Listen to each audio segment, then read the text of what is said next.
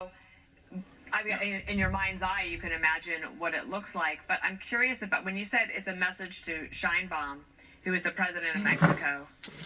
Do you think she doesn't have control over these cartels? Oh, absolutely not. She has zero control over any of these cartels, and they're embedded all the way up into the highest levels of her government. And these cartels kill American citizens with their product, and they physically kill American citizens. Dana, last year, do you remember when Ukraine snuck some 18-wheelers into Russia or built some like fake houses near air bases? Somebody pressed a button on their cell phone, the roofs opened up, and they took out 25% of that bomber fleet. If the cartels are starting to use drones, I don't want to scare people, but could you imagine a pickup truck full of 100 drones sitting on the approach corridor at Fort Lauderdale International Airport and flying those drones up into the flight path of an aircraft? Remember Sully and the Miracle on the Hudson? We've seen what birds can do to the intake of engines. What do you think drones can do? So this is big, and we really need to get a handle on this. Also, just a quick comment, if you would, on drones are relatively cheap to produce. Correct. Absolutely. Look at warfare's changed in Ukraine, Dana. You can strap a small warhead on a drone and take out a multi-million-dollar tank, for example. So we need to wake up to what's going on. Good on the Army Air Defense folks at Fort Bliss who took down a bunch of these drones. Our young men and women on the tip of the spear. But we're worried about wars going on around the world, Dana. We got to worry about what's going on our own border. Where's your show favorite? Thanks for coming on. Thanks, Dana. We'll see where that story goes. Yeah. Thanks for being with us, and we hope we get a break in this, right? Indeed. More coverage to come on the Guthrie investigation. Hopefully some good news today. The Faulkner Focus is next. It dudes we're talking about pertaining to the drones. So what he was talking about as far as getting a drone, putting drugs on the drone and flying it over across the border. Or taking drones and somebody mass send them out, and the next thing you know, they've interrupted a passenger airplane or something, caused a passenger airplane to crash. Drones is a big deal that's come into an effect just within the past, I guess, 7, 8, 10 years, and it's scary to think that some idiot out there could take a drone and literally cost the lives of ain't no telling who. So it's an area that really needs to be supervised and scrutinized pertaining to the dangers that drones can bring up onto the people. And it's one thing to have a camera on a drone and spying on your neighbor or going over their property and viewing whatever they didn't want you to view to begin with. That's the reason why they put a privacy fence around their property. But it's another thing to cause harm and hurt and bring drugs over here knowing that it's killing people. 25-year low thanks to Donald Trump for an unprecedented 9 straight months. There were 0 illegal border crossings at the southern border. That's what we should be focused on. All the great work that this president has done and will continue to do to keep America safe and to make Americans safe. Thank you, Attorney General Bondi. I agree with you totally. I think you've done a fine job. I think that Democrats, in fact, should be apologizing to the Epstein victims for doing nothing during the 4 years that they were running the government. We did not hear about this, and it took you and President Trump to finally provide transparency and give answers to the American people, and I want to thank you for that.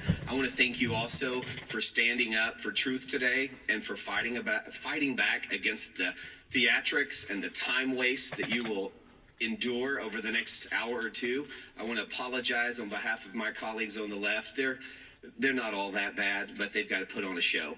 And I'm sorry that you have to go through that. And I would like to yield the last, I'd say 40, and 40 is 80 seconds. The clock says 40, but I've got 80 seconds since I was so rudely interrupted, and I'll give all 80 seconds to Chairman Jordan. And I would just yield to the Attorney General if she has anything to add. I'm fine to continue. Thank you, Chairman. All right. The chair now recognizes, the gentleman yields back. The chair recognizes the gentlelady from California.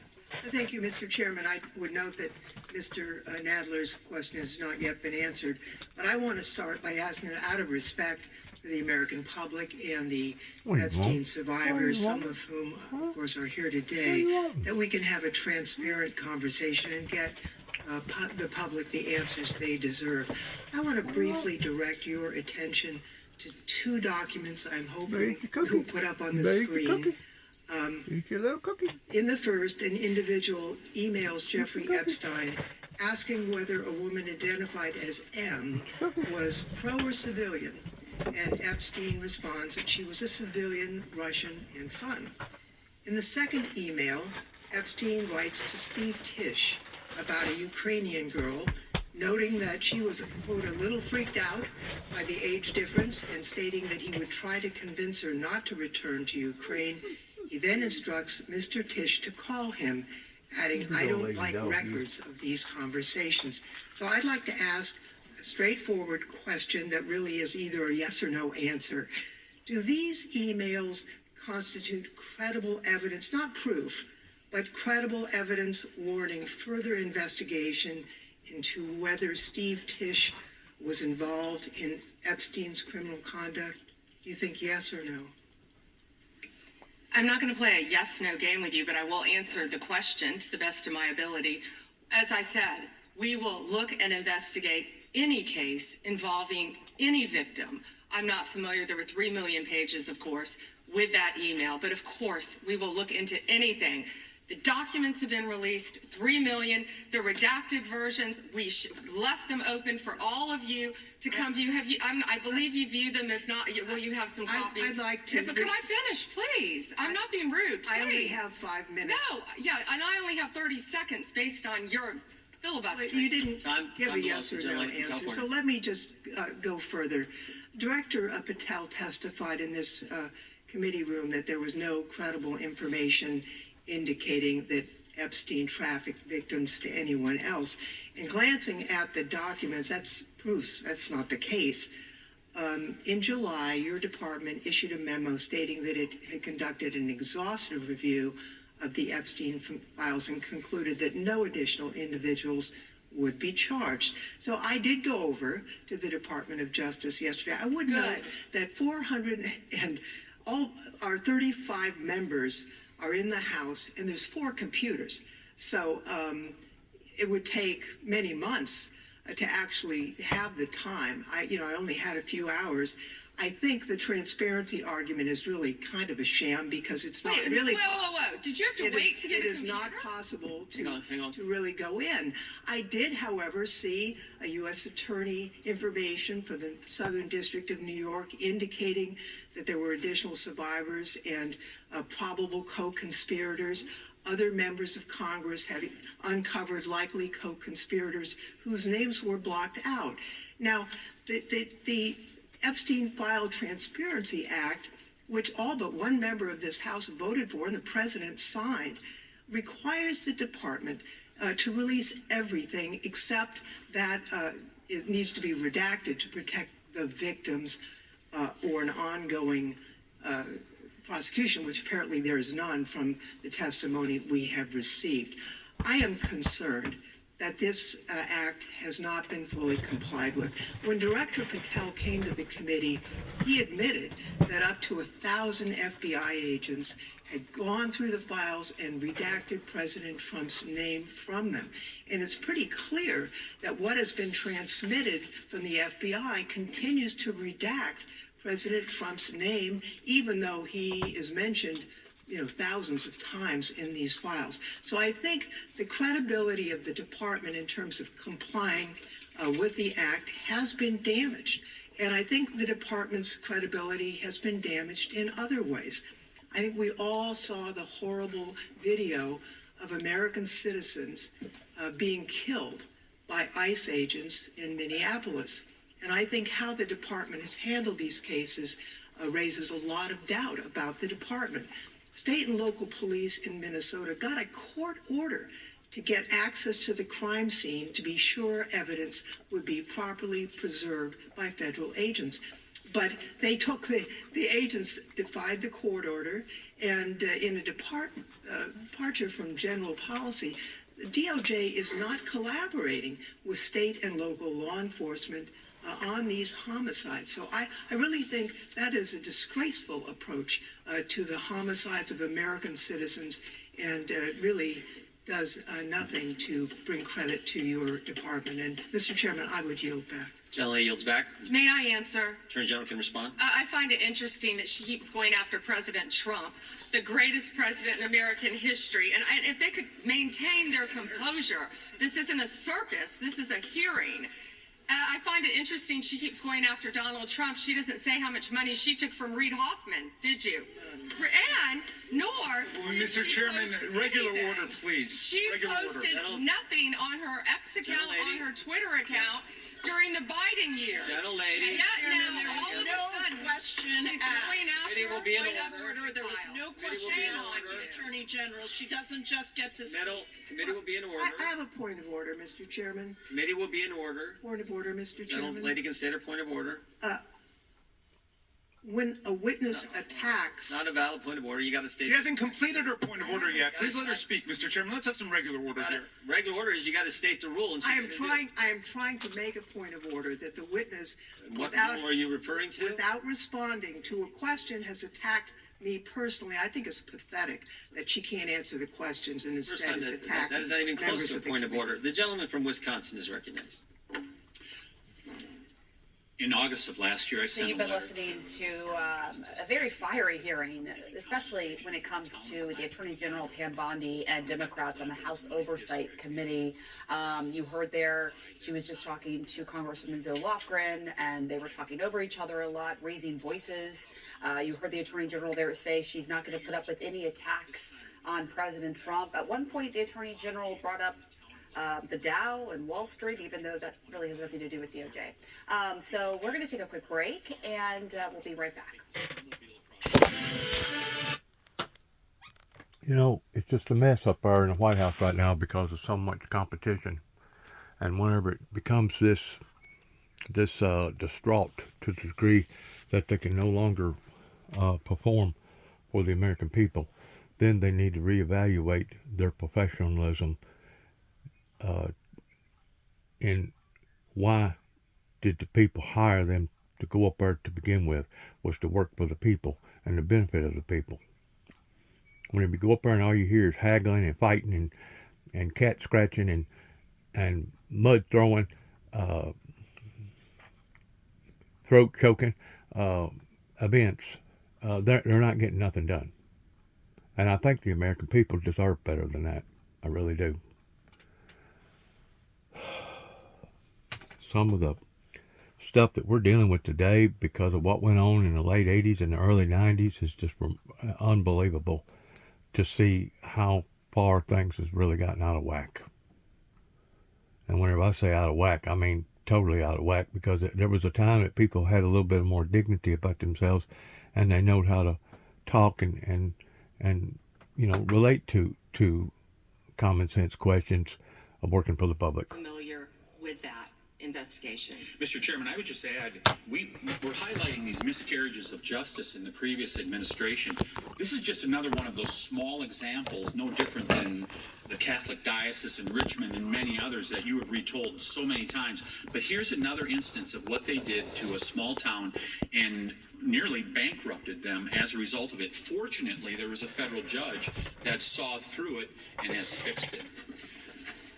I want to move on to fraud enforcement. You've established a National Fraud Enforcement Division. Is that correct, Madam Attorney General? Yes, Congressman. Has this new division begun any investigations and getting after those individuals that have committed the rampant fraud we've seen, like in Minnesota? Well, it's not only rampant in Minnesota, it's rampant throughout this country.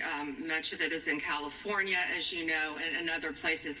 Yes, we are working on it actively. Our criminal fraud division has been working on it.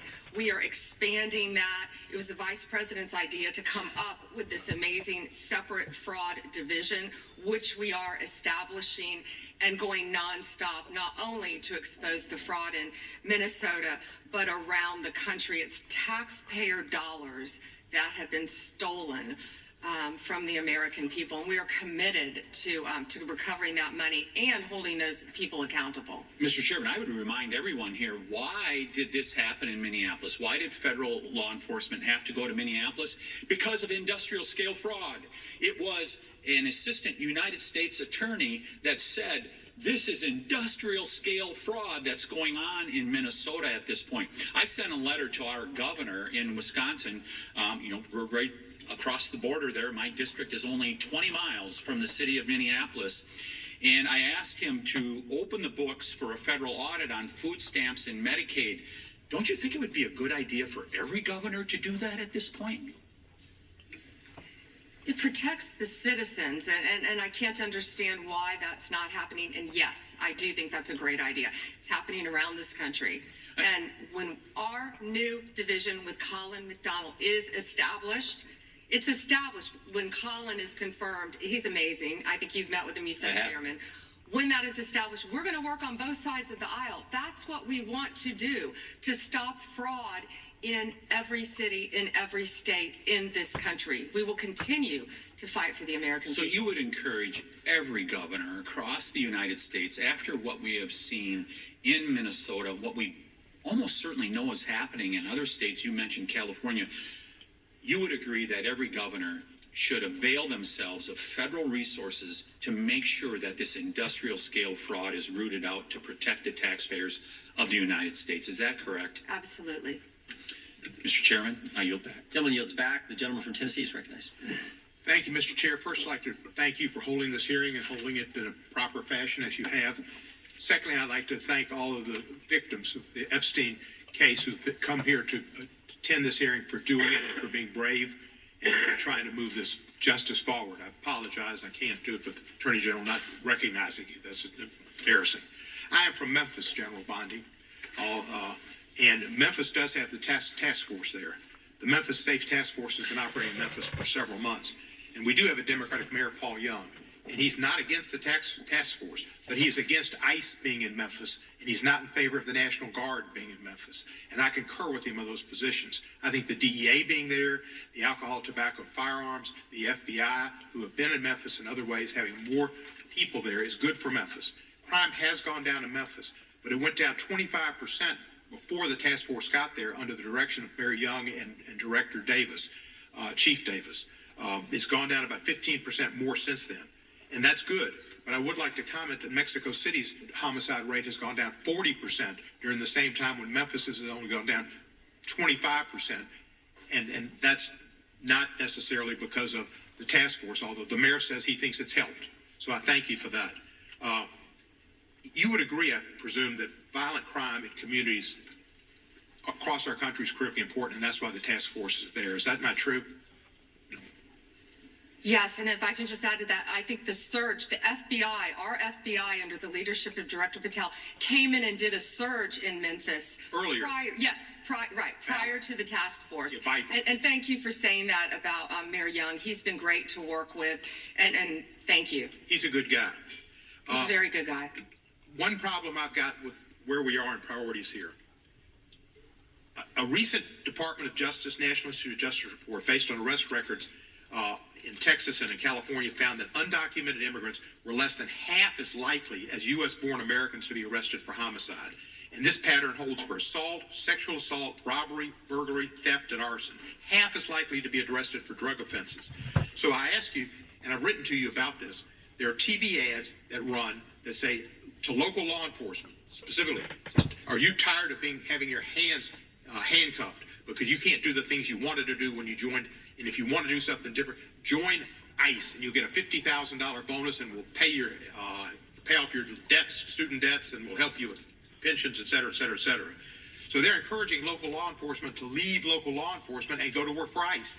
We need people working in the front lines of local law enforcement to protect our citizens from the worst of the worst. The worst of the worst are not the immigrants. The worst of the worst, records show, are native-born Americans, and they are committing crimes that hurt our citizens and our cities, and you're working against it, and thank you for that. But by trying to get our local law enforcement where we have an undercount of officers in Memphis to leave Memphis and go to work for ICE to deport people is a wrong priority. Why are we trying to get people, policemen who are working on the front lines, to leave the front lines, take the $50,000 and go to work for ICE and instead of working to fight the worst of the worst? Congressman, I have not yet seen that commercial, that ad. I would argue that we need strong people in both local law enforcement, state law enforcement, and all of our federal agencies working together. I've seen some of the worst violent criminals who were in this country illegally. We both know that. And in Memphis, working hand in hand, I want to stick with Memphis and your mayor and what you discussed, because there have been nearly 6,000 arrests as of February 8th, and I think you agree with this, in your district, and almost 600 gang members. Oh, no. What we found in Memphis, a lot of the gangs are local gangs. But 600 gang members were taken off the time because I've only 148, I'm going to agree with you. yeah. I thank you for that. And 148 missing children were recovered by all of us working together, and nearly 1,000 illegal guns were seized as a result of us working together. And I don't disagree with some of the things you said, but there are questions about those children, but it's a different thing. The fact is, ICE is running rampant, and you are not investigating them. When they killed Mr. Prete, and Miss Good, that was an execution, and you did not investigate it. And you tried to investigate her, Miss Good's widow, and you tried to investigate Mr. Prete. They were executed like Kristi Noem executed her dog. And that was wrong. And you should investigate those people, and you should investigate anybody that uses a weapon, in federal official or not, for civil rights violations. I yield back the balance. Gentleman yields back his time. Madam Attorney General, anytime you need a break, just let us know. If not, we'll just keep going. The chair is now recognized for 5 minutes. Madam Attorney General, you're not allowed to exercise your constitutional rights in a way that tramples on someone else's, are you? No. No, you can't do that. I mean, you have a right to petition the government under the First Amendment. That doesn't mean you can come into this room and start screaming at Mr. Raskin or me or anybody else and disrupt a congressional hearing. You have a right to protest on the street, but that doesn't give you a right to go into the Capitol and disrupt Congress. Something these guys talk about every day. You can't do that. So when Don Lemon said that he was exercising his First Amendment free press rights, freedom of the press rights, that's not really accurate, because he was trampling on other individuals' rights. Is that true? Chairman, we will always protect our churches and the freedom of religion. And yes, that's accurate. First right mentioned under the First Amendment, freedom of religion. Freedom to practice your faith the way you think the good Lord wants you to, right? That's right, under the federal government. And isn't it true that Mr. Lemon met at a shopping center with the rioters who entered City's church in St. Paul, met with them prior to marching to the church? He did meet, and this is a pending case right now, so I will only stick to what is in the four corners of the unsealed indictment, if I could, Chairman. Yeah, There's a lot more that will come out, but under the four corners of the indictment, yes, he did. They had an operation called Operation Pull Up. They said they were gearing for a resistance. They met in a parking lot and they caravanned to a church on a Sunday morning when people were worshiping together. And Mr. Lemon said that he live streamed before entering the church with the rioters. Didn't he say we're going to head to the operation? Didn't he say this he said this on camera, is that right? Yes, Chairman, yeah. And more. That he was in Minnesota, and that, as you said, they were gearing up for an operation. So you can't do that. This is why this is, I think, so important that this guy be held accountable, and I think why you guys have charged him and indicted him. Moving to the second subject here, will John Brennan be indicted? Mr. Brennan lied to the committee, which you're not supposed to do, last Congress, and we deposed him. He definitely, 18 U.S.C. 1001, we're all familiar with it. He lied to the committee, and the committee, the Congress, and I think the country would like to know if, in fact, he's going to be indicted for lying. And here's why it's so important. I'll give you a chance to respond. Here's why it's so important. It wasn't just that he lied to us, it's what he lied to us about. He lied to us about when all this weaponization against the President of the United States started. He lied to us about the dossier, and specifically what what role the dossier played in the intelligence community assessment.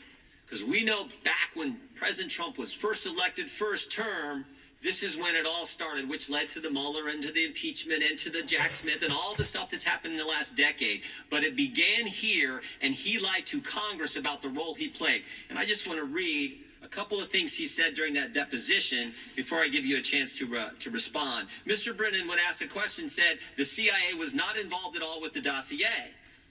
He said it was their purview, FBI's purview, and not ours. He also said the CIA was very much opposed to having any reference or inclusion of the Steele dossier in the intelligence community assessment. Well, that's interesting because declassified information that was declassified this past summer by the CIA says something entirely different. It says, Brennan, I want to put this one up if we have it. It says, Brennan ultimately formalized his position in writing, stating that, quote, this is released by the CIA Director Ratcliffe. My bottom line is that what I believe that information warrants inclusion in the report.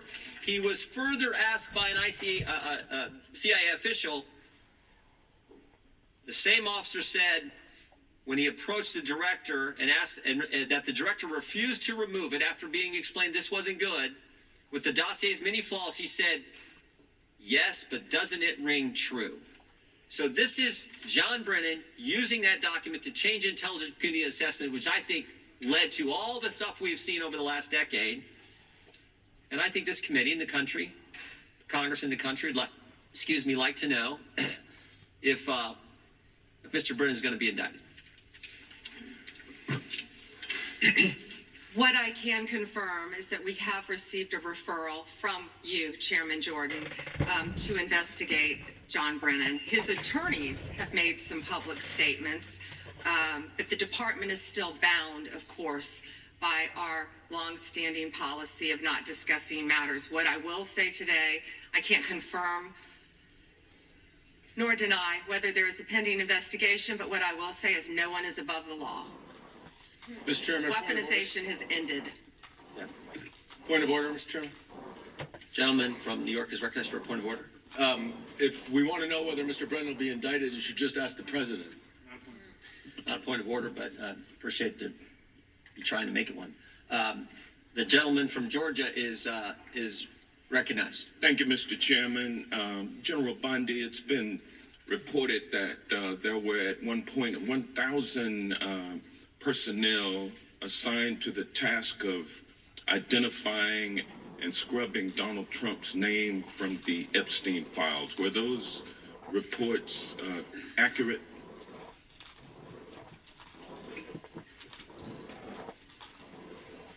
I believe his name has appeared countless times in the documents how that many have people were been released. assigned? If I could finish, I'm going to read you the stats. I just simply asked whether or not it was true that it was 1,000 folks who were assigned that task. Were those reports accurate? There are more than 500 attorneys and reviewers. I cannot give you an exact number. And I wanted to ask you about that also, because this is a different question that you're getting to now.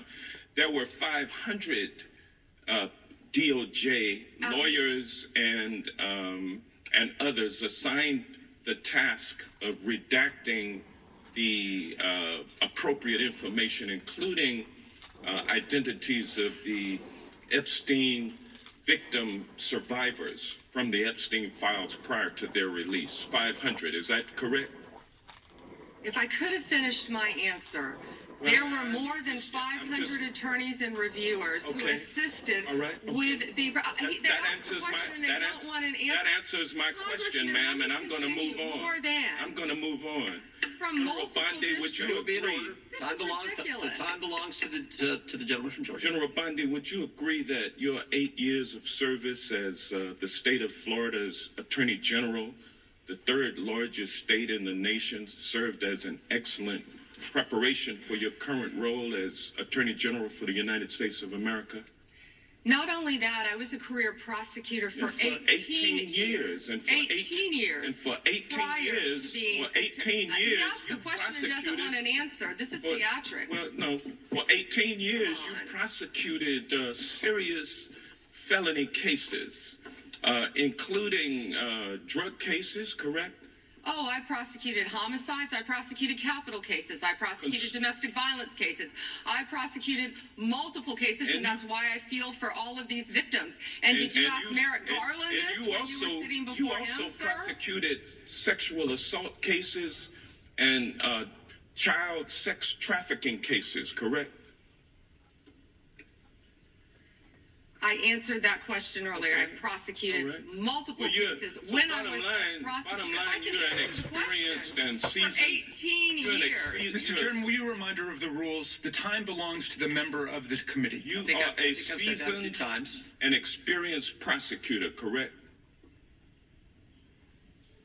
I think we've established that. Yes or no? Does he want an answer or not? He wants to When say I want a yes or no answer. I think he wants to say that. I'll live with what you have already said. Let me ask you this question. Clearly, in the prosecution of sexual assault cases, you are acutely aware of how important it is to protect the identity of victims of sexual assault, correct? I have addressed this multiple times. I think others were cutting me off when I was trying to. I just simply asked, are you aware of the fact that it's vitally important to protect the identity of sexual assault victims as you prosecute the people they accuse of assaulting them? Isn't that correct? Excuse me. As we have said multiple times, protection of all victims of the victims are protected. So very you are important. Protected under. Do you want me to answer or do you want to interrupt? Well, because you're not answering the question. You do a Jekyll and Hyde kind of routine around here, and I just want you to answer my questions. What does Jekyll and Hyde mean? Can you explain it means that? you're nice to the Republicans and you turn like Hyde on Democrats. But let me ask you this, ma'am. We have the Epstein victim survivors here today. Representative Jayapal asked a simple question. If you would be so kind and honorable as to turn around and face them and apologize to them for outing them. I mean, how many lives have been derailed because your department was either sloppy and incompetent or willfully trying to intimidate and punish these ladies coming forward? The time of the gentleman has expired. The gentleman yields back. The chair now recognizes the gentleman from Wisconsin for 5 minutes. Attorney General Bondi, my colleagues on the other side of the aisle have spent the past several months attacking the administration for doing exactly what the American people wanted when they overwhelmingly elected President Trump, securing our border and enforcing our immigration laws.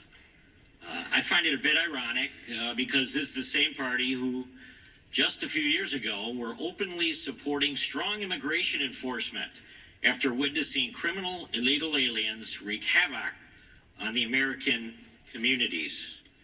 I have a short video I just wanted to play. Of immigrants. We're also a nation of laws. Undocumented workers broke our immigration laws, and I believe that they must be held accountable.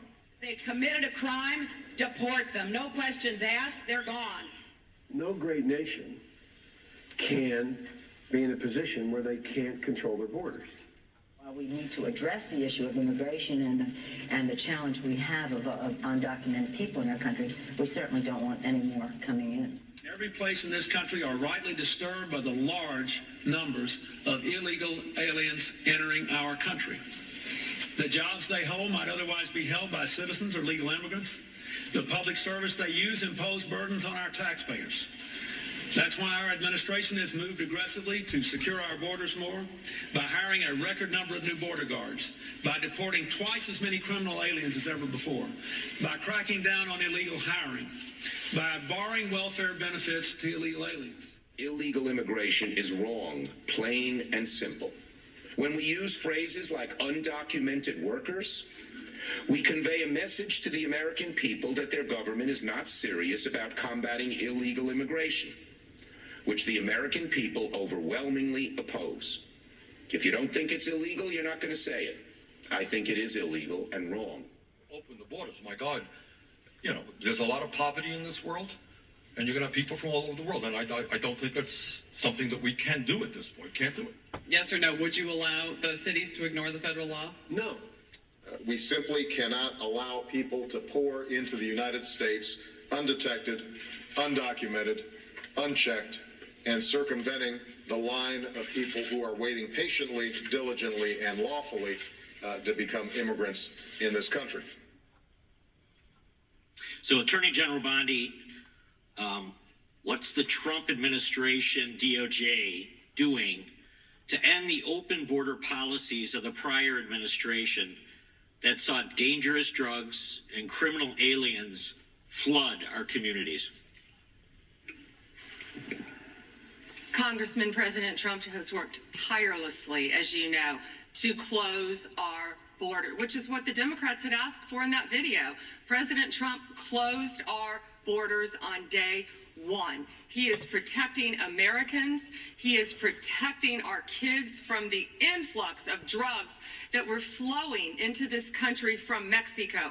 The fentanyl precursors that were coming from China.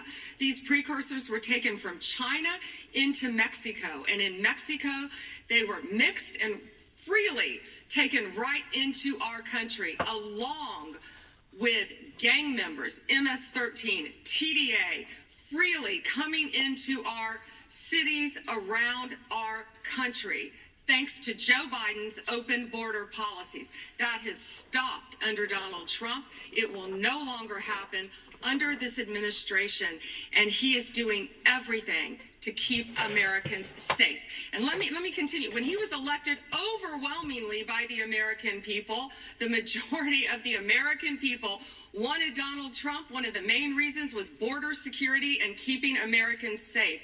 And that's exactly what he did. And that's why today the other side sits here, they yell, they cut me off, they want to yell, they want to ask a question and don't want answers because they want to distract from all the great things that this president and this administration working hand in hand, and that includes Secretary Noem, who has closed our borders, and Tom Homan, who has closed our borders to keep Americans safe. And they're trying to distract from that, and they're not going to do it because the American people are smarter than that, and they see through their theatrics. Thank you. Just quickly, yesterday, Senator Grassley reached out to my office to tell me that I was one of the 20 members that was now disclosed were under surveillance from Jack Smith. This brings up the question of non-disclosed orders and whether or not they should apply to members of Congress. But with my phone records being surveilled, as well as looks like 19 other members of Congress, I'm just wondering how DOJ views that. Time is gentleman's expired, but the gentlelady can respond. As I stated earlier, Congressman, anyone's records who were illegally obtained, Democrat or Republican, we will fight vigorously to stop that. Anything with Arctic frost, I can't discuss right now. And isn't it true, Madam Attorney General, the DOJ's changed their policy? You can't do that now. The DOJ is not going to go do that and ask the judge for an NDO. Absolutely. Yeah, good. That in and of itself tells you why how wrong it was. The chair now recognizes the gentleman from California. Great, thank you. Madam Attorney General, you acknowledged earlier to Mr. Johnson that President Trump was mentioned and the release countless times, you said, in the Epstein files. I just want to play a video, though, for you that I think speaks to the frustration that many of these victims have. At times, Trump's name appears in the files, so it could at least be 1,000 times. Is that right?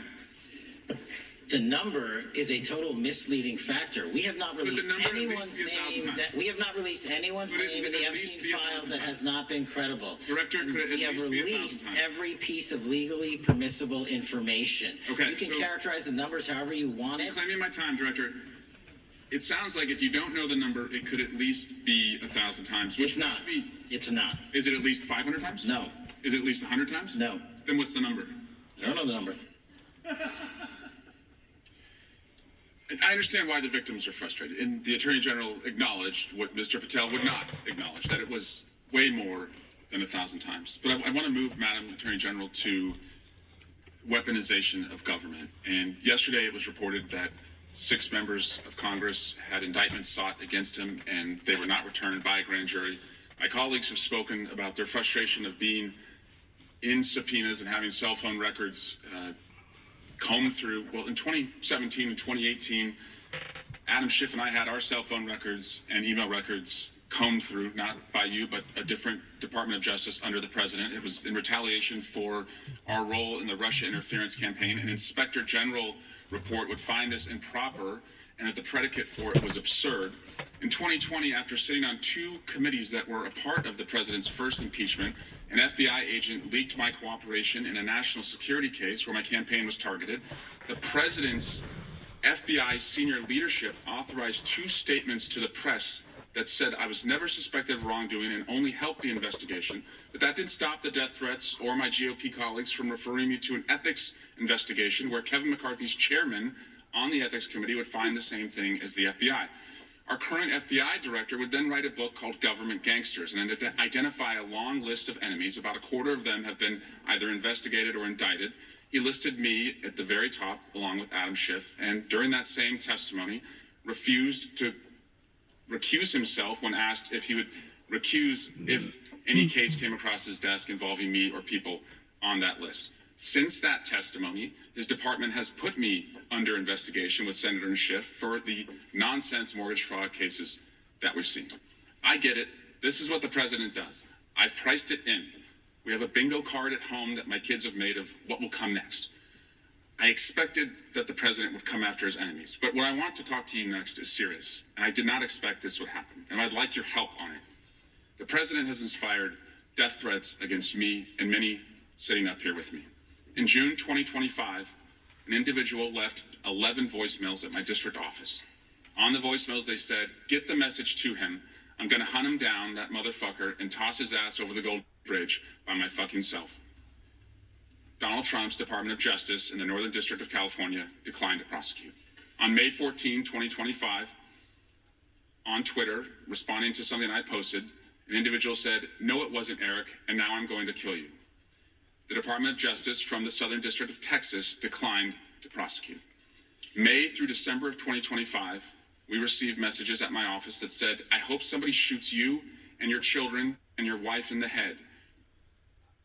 Pew pew. I would stay indoors as much as possible, and my children, unfortunately, have to do that.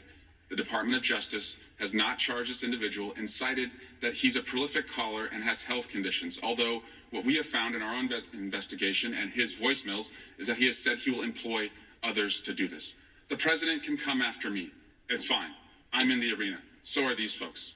But we never expected that the Department of Justice would not seek to prosecute and investigate those who are making threats against us. And that would include those on that side of the aisle. And I'm just asking for your help to protect life, because life is at risk with the environment we're in right now. Congressman, I completely agree with you.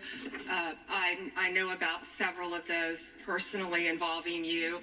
I believe one has been charged publicly, and there's something I would be happy to talk to you about off camera.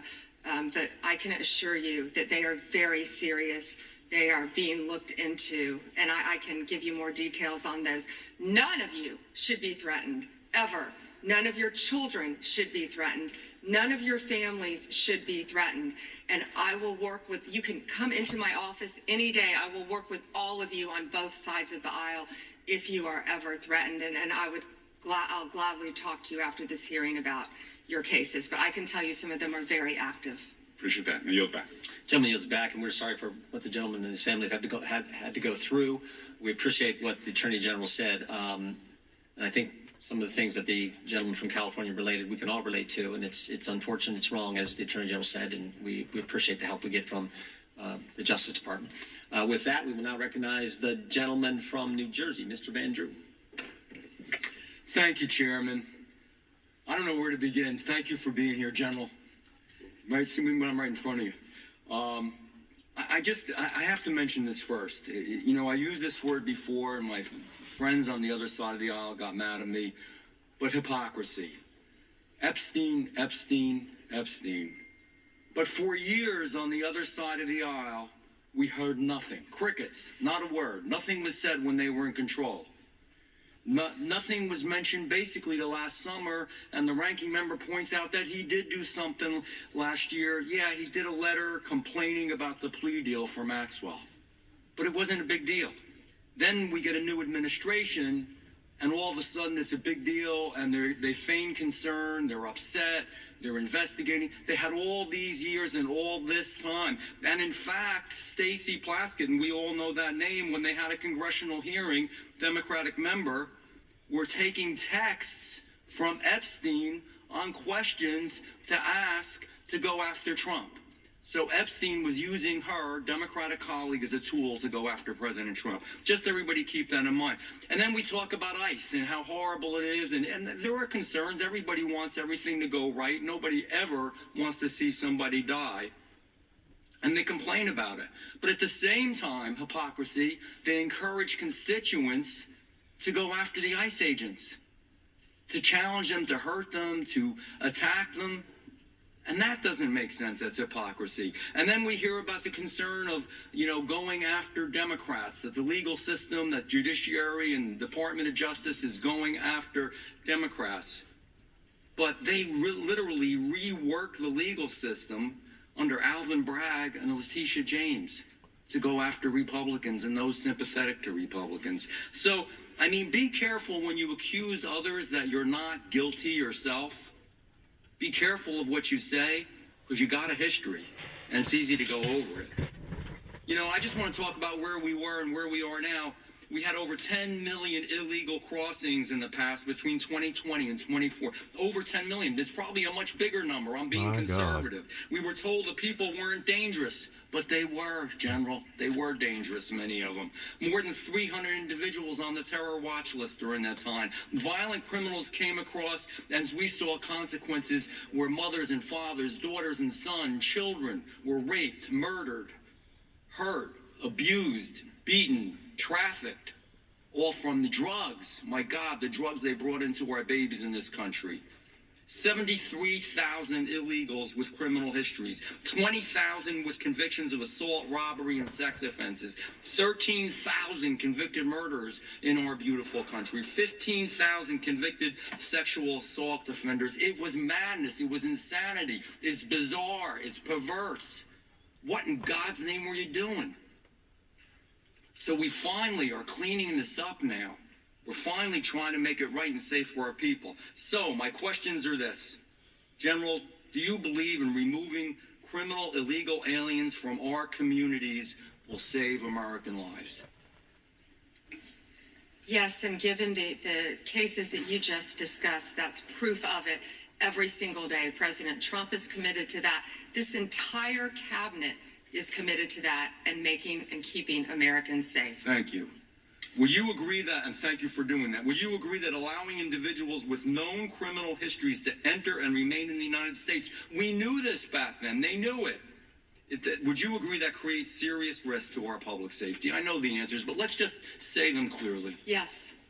Would you agree that when dangerous individuals are released instead of detained, and they were released over and over and over again, and these are the real issues. This is really what America cares about. They want their children and their families to be safe. Do you think if you release them instead of detaining them, that crimes will happen because of that? Absolutely. Would you agree that? I'm sorry. And it did. And it did. Thank you.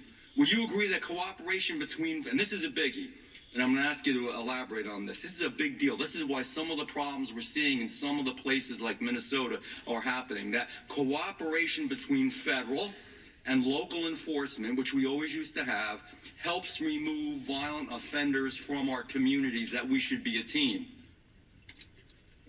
Yes. And can you elaborate on that a little bit? In other words, when the local enforcement is forced by the politicians, not their fault, not to do their job and not cooperate, why does it create the situations that we see where we have a need for crowd control? By the way, they're not peaceful. Those are not peaceful protesters. We know what a peaceful protester is. When you spit on law enforcement, when you push them, when you hit them, when you beat their car. If you can answer the question, thank you. Time's expired. You may answer the question. Thank you. Yes, I spent 4 days myself in Minnesota, in Minneapolis. What I will say about some of these sanctuary cities, some of these democratic cities, law enforcement, they quietly want to work with us. I've spoken to law enforcement in multiple cities who want to work with us. And yes, we're going to do everything we can to keep our citizens safe, whether or not these Democrat-controlled sanctuary cities do or don't. And damn it, that's what really matters. I yield back. Mr. Chair, I have a UC. Ms. Crockett from Texas is recognized for UC. Thank you so much. Donald Trump's approval rating implodes on his strongest issue. This is from Newsweek today. It says 40% of people Thank you. approve of You don't Trump's need to handling read of the article to immigration us. and border security, while 60% disapprove. Without objection, That is a net admitted. drop Now I to recognize the negative gentleman 20. from California, Mr. Liu.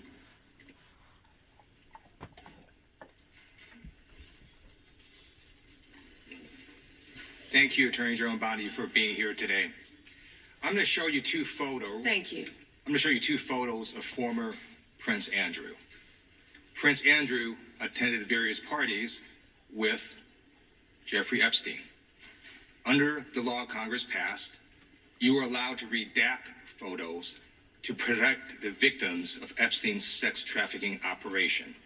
You redacted the photos of this victim's face because you were following the congressional law. Is that correct?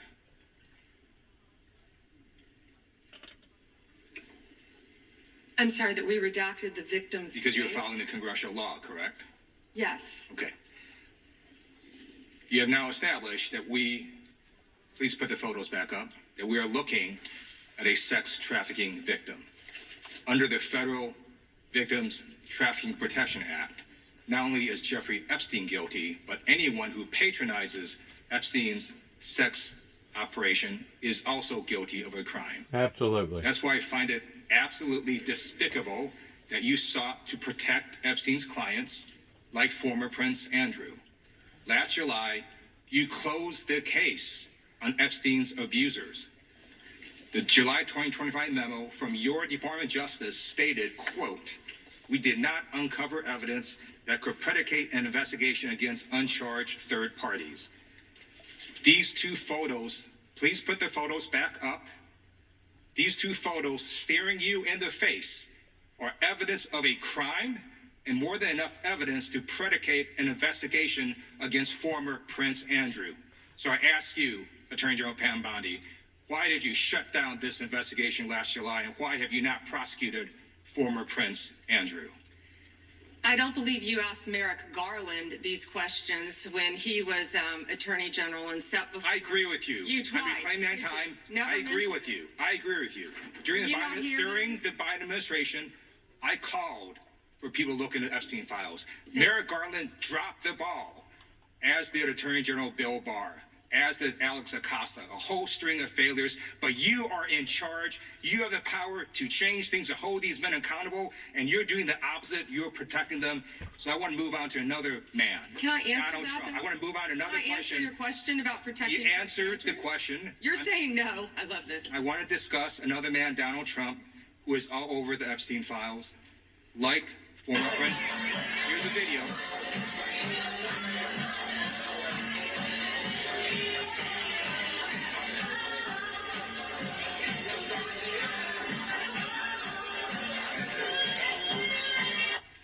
Like former Prince Andrew, Donald Trump attended various parties with Jeffrey Epstein.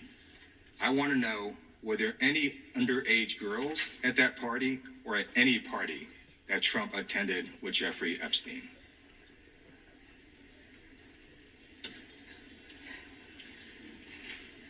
This is so ridiculous, and that they are trying to deflect from all the great things Donald Trump has done. There is no evidence that Donald Trump has committed a crime. Everyone knows that. This has been the most transparent presidency. He's the one that asked that those files I reclaim my time. be I got your released. answer. You said there's no President evidence. Trump asked Chairman, that please the stop the files clock. be Please stop signed the clock. the legislation. This is ridiculous. Time belongs to the gentleman from California. Okay. I'm going to put up another document from a witness who called the FBI's National Threat Operations Center, because I believe you just lied under oath. There is ample evidence in the Epstein file. Don't you ever accuse me of a crime. I believe you just lied under oath, and this is on videotape. You said there's no evidence of a crime. I'm showing you, here is a witness statement who called into the FBI's Threat Operations Center. He drove Donald Trump around in a limo. He overheard what Donald Trump said to Jeffrey on his cell phone. He was so angry, he was going to stop the limo and hurt Donald Trump. And he met a girl who said she was raped by Donald Trump and Jeffrey Epstein. She later had her head blown off, and officers at the scene said that could not have been suicide. No one at the Department of Justice interviewed this witness. You need to interview this witness immediately. Epstein should rot in hell, so should the men who patronized this operation. And as we sit here today, there are over 1,000 sex trafficking victims, and you have not held a single man accountable. Shame on you. If you had any decency, you would resign right after this hearing concludes. The gentleman has expired. May I respond? Yeah, I don't know how you respond. No one can. I did not ask a question, Ms. He Head. doesn't You're want allowed to talk to. about I did the not ask a horrific question. crime in California. He does not want to talk about I did not ask a crime question. in his She state. can't just ask He's this. going I after did not Donald ask a Trump. question. Meeting will be in order. The gentleman has yielded back his time. I think our next witness will be more than happy to let the Attorney General. Madam Attorney General, would you like to? Gentleman from Alabama is recognized for 5 minutes. Yeah, you have a few minutes to respond. Thank you, Congressman. This is what Congressman Liu didn't want to talk about. He didn't want to talk about all the crime that is happening in his state. California refuses to honor detainees because of its dangerous sanctuary city policies. The refusal means California has released 4,561 criminal illegal aliens onto its street. The crimes of these aliens include 31 homicides, 661 assaults, 574 burglaries, 184 robberies, 1,489 dangerous drug offenses, 379 weapons offenses, and 234 sexual predator offenses. That's why they are deflecting. That's why they're trying to talk about the Epstein files. That's currently happening in his home state. Attorney General, thank you for being here, and I wanted to make sure you had time to respond. I'm going to change gears a little bit. And in October, when you were testifying before the Senate, I know you and my friends. You see what I'm saying pertaining to daggers being thrown at each other's party, being rude, being disrespectful, not giving each other time to respond to the question, making all these allegations, not knowing it's a free-for-all. And this is exactly what the American people are sick and tired of. They're tired of seeing a free-for-all again and again and again towards the House working for the people. Sent to our country and have the potential to be laced with lethal drugs. We've seen an overdose. We need to get on the front end of this before we have another crisis and children are dying. I've partnered with Secretary Kennedy, of course, at HHS on this matter, but thank you for bringing it up. You know, they're selling these things as flavored vapes illegally in many stores around the country. Secretary Kennedy and I actually we went and did something on this, and it was sadly the day that Charlie Kirk was assassinated. And so it didn't get a lot of attention, nor should it have after that happened. But yes, we're continuing to work on that, and thank you for bringing that up. That's happening in all of our states, and I would ask everyone here, I know Congresswoman Ross was just nodding, it's happening in every state. And not only are they laced with THC, many of these vapes, but they could be laced with fentanyl. We have had a child, I wish I could think of the state it was in, but we have already had someone overdose. And we have to get together on this, and we have to get on the front end of this. And I would love to work across the aisle on this to protect our kids. How many school kids do you see now vaping? And it's not only, I believe a vape has 20 cigarettes, but you know, that's one vape is 20 cigarettes, I believe it is, but also what they could be laced with, because so many of them, the majority of them, are manufactured in China. Sure, and if you need additional resources, please let us know as you're going through the process. And then I'm going to change gears one more time on you. Under the Biden administration, there was a lot of confusion created when parts of the DOJ began treating software developers like financial institutions. Even when they did not hold or control anyone's money, they were simply building the technology. That uncertainty made it harder for Americans to build, innovate here at home. Earlier this year, the Deputy Attorney General issued a memo entitled Ending Regulations by Prosecution, a clear break from the Biden administration's approach. And I think it's important that that's a good step in the right direction. But can you talk a bit about how the DOJ is now putting that memo into practice, especially when it comes to making sure that people are just writing the software and don't control the user's funds, we don't want them treated as an unlicensed money, or they're not money transmitters. So. Yes, and we're doing everything we can to protect the American people on that. And I would refer everyone to Deputy Attorney General Blanche's memo, and we're working as hard as we can on that topic. Sure, 'cause we want to lead the way in the space on that, so we'd appreciate the help. And with that, Mr. Chairman, I'll yield back 10 seconds. Getting back to the lacing pertaining to the fentanyl, I heard a program just the other day talking about how that now they're purposely setting entrapments by lacing money. And let's say you're walking through the parking lot, you're fixing to get in your car, and all of a sudden you see a $10 bill or a $20 bill laying on the asphalt. Well, who isn't going to pick up that $10 bill? Who isn't going to pick up that $20 bill? And the thing about it is, they have purposely laced that money intentionally so that whenever you touch it and you put it in your pocket, now you become contaminated, and within just a matter of minutes, you become under this influence that can actually kill you. So whenever, I think it was Brezhnev that said that we will take the American people over and never fire a shot, this is where the American people has to be very wise in seeing these diversions that's now coming into our domain. That's nothing more than assault upon to our way of life over here.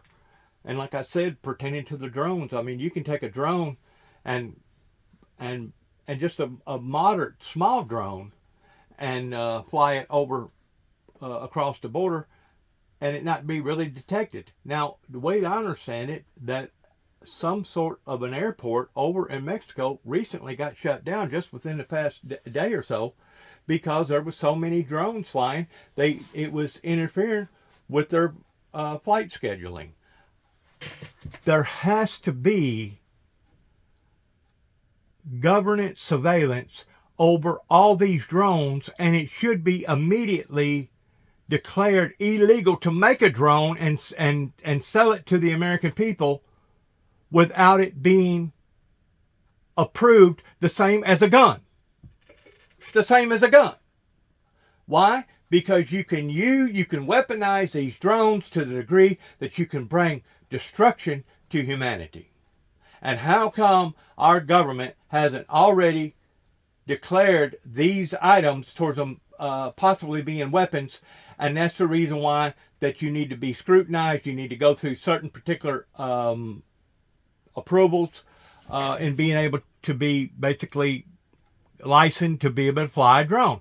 And if you're just flying a drone just to be flying a drone, well, then it needs to be questioned whether or not you really deserve to have a drone, especially if that person has got a criminal background, similar to not selling a gun to a person that has a criminal background. There has to be a way of controlling all this. We've got to make sure that victims stand up and report the crimes. Otherwise, we're going to be taking a step backwards. Today, AI, cyber, social media, the new realm for people to be hurt, attacked sexually. These are the areas I'd welcome the opportunity to work with you on. It's not your problem. It's not my problem. It's our problem. But to have redacted files that are not showing us the names of these predators is wrong.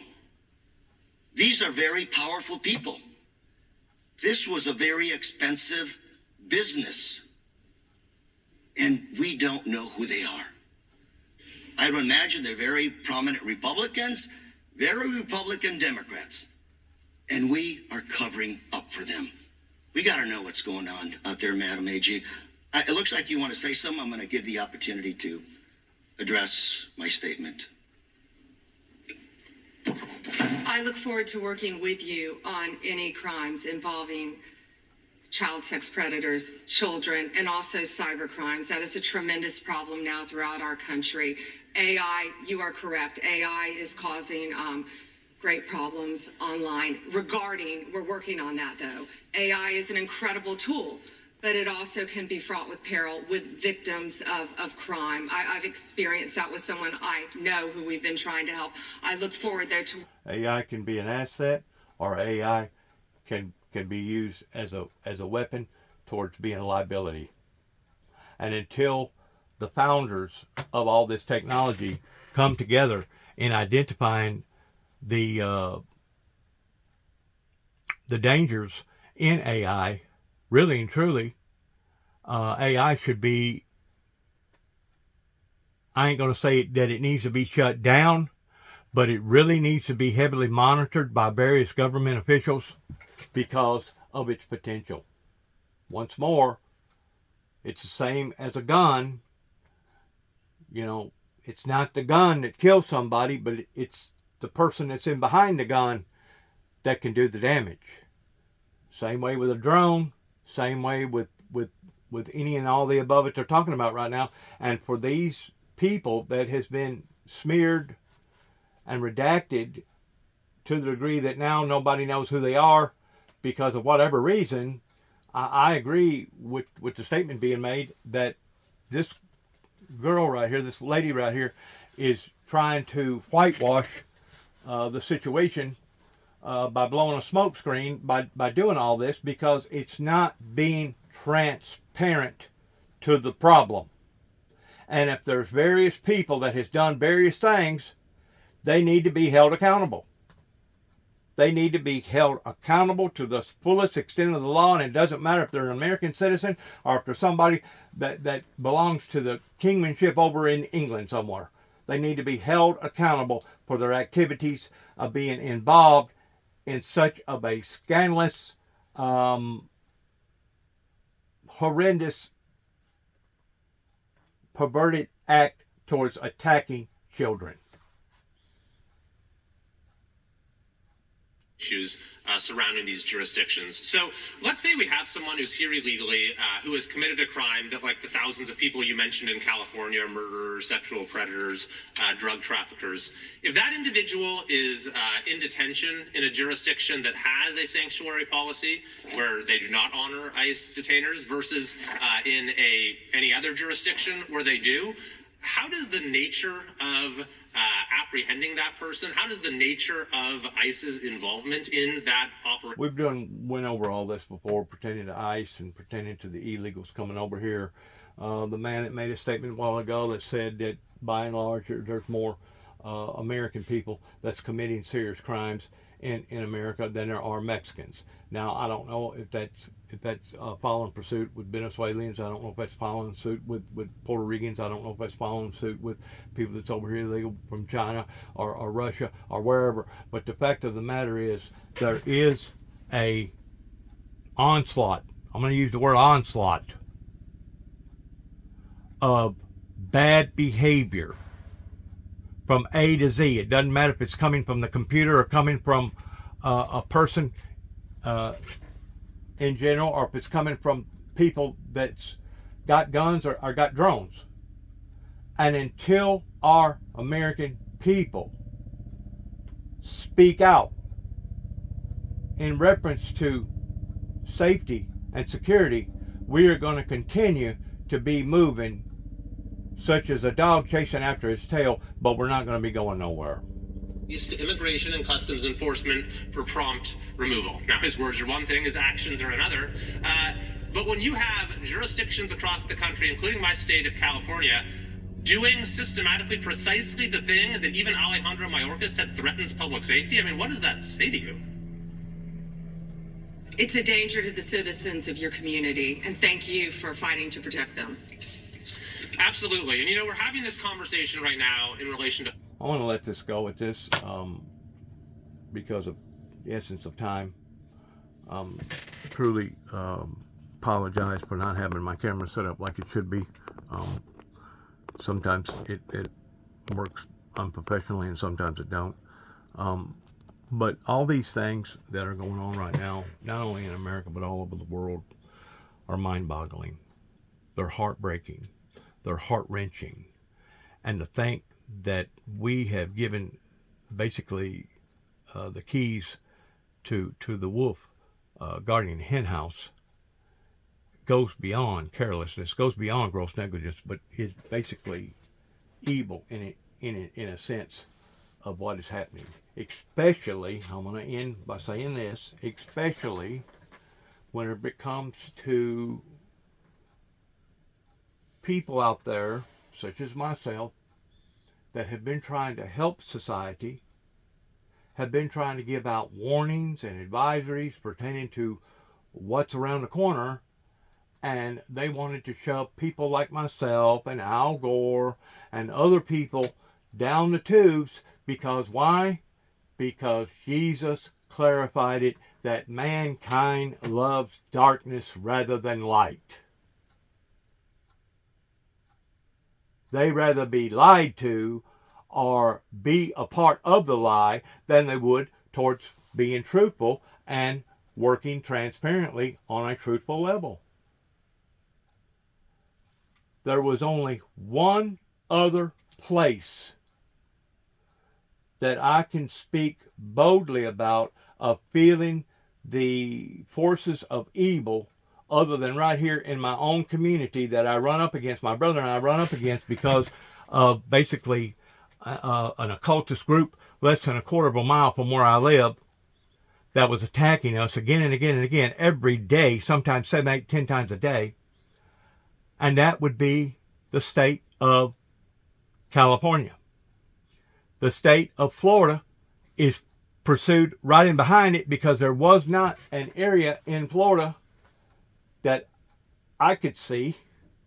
There may have been, I just didn't observe it, but there was not a place in Florida that you could not drive around some corner or two and see where there was a soothsayer or a tarot card reader or Ouija board, whatever, or somebody telling people's futures that was basically be in existence by pagan antichrist activity. Of course, whenever you're dealing with these Gulf Coast states where basically nudity is predominantly acceptable in their society, and you're dealing with all this other stuff, you're going to have a cesspool of evil doers in those areas. It's going to be as thick as you could ever begin to believe. I guess the only other area that other than Atlanta would be California, towards it being so evil. And you could literally feel the evil. You could literally sense the evil.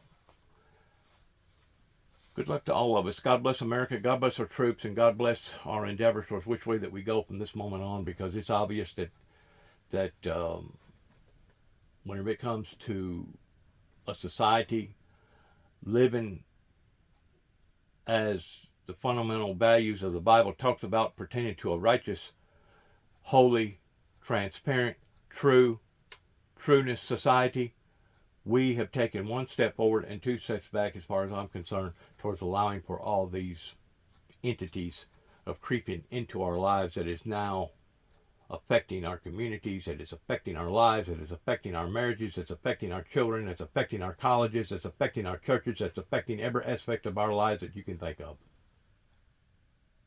And until we're willing to put a foot down and say enough is enough and stand together in unison, we are going to be just as that animal is, by chasing after its tail, moving but not going nowhere. God bless, and heaven help us all. Shalom.